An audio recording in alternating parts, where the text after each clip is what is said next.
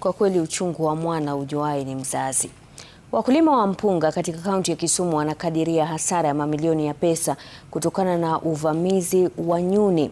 Kwa sasa jumla ya ekari 94 za mpunga zimeharibiwa chini ya muda wa siku 10.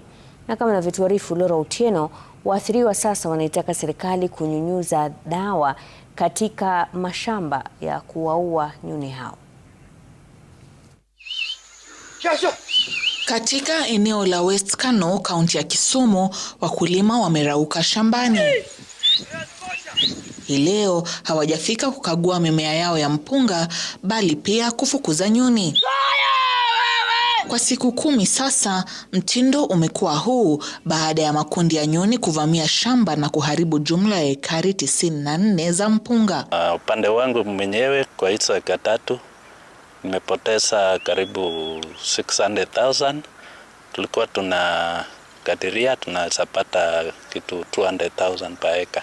Sasa zingine unatumia hii sanjura ama unachukua hii udongo yenye ngumu kidogo unarosha juu hivi. Hii ndege ni ya jensi.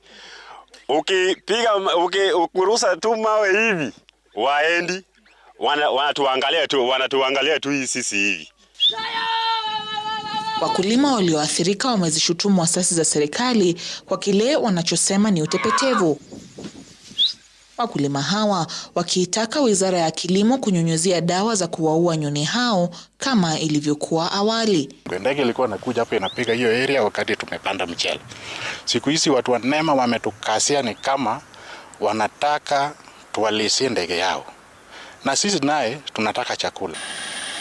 Kenya inazalisha tani 230,000 za mchele kila mwaka na hitaji ya zaidi ya tani milioni 1. Serikali ikitegemea miradi ya unyunyuzi kama hii ili kuzalisha mpunga zaidi na kupunguza uagizaji. Huku uvamizi wa nyuni ukiendelea katika eneo hili la West Kano, wakulima sasa wanazitaka ngazi zote za serikali kushirikiana ili kuepushia hasara. Laura Otieno, Runinga ya Citizen.